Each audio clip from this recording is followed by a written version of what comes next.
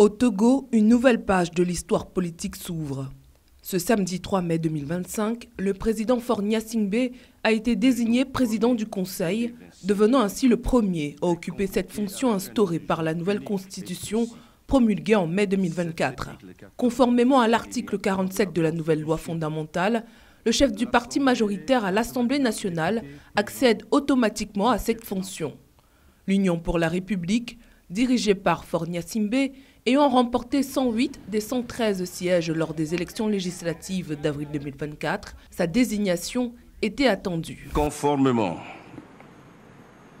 à l'article 47 de la Constitution de la République togolaise et aux dispositions de l'article 131.2 du règlement intérieur de l'Assemblée nationale, tout l'honneur est pour nous de vous informer, chers collègues, de la désignation de M. Faure Gnassingbé en qualité de président du Conseil. Merci.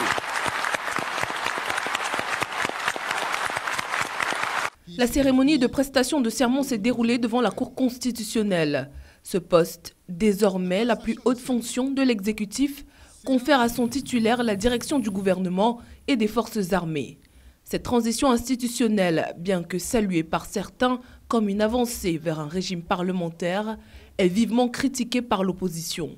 Elle y voit une manœuvre pour permettre à Faure Gnassingbé, au pouvoir depuis 2005, de se maintenir indéfiniment à la tête du pays.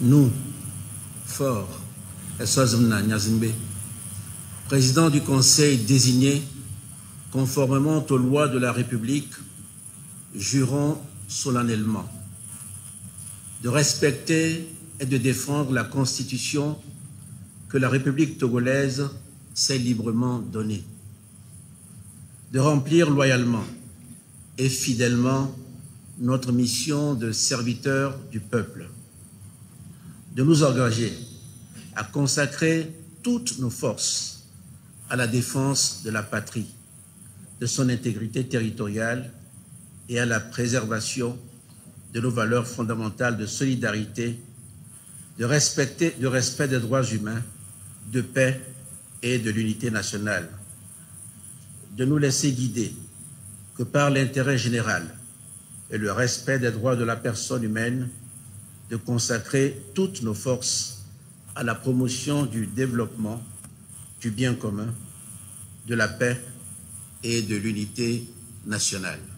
Alors que le Togo entre dans sa 5e République, les regards sont tournés vers l'avenir politique du pays entre espoir de renouveau démocratique et crainte de consolidation du pouvoir.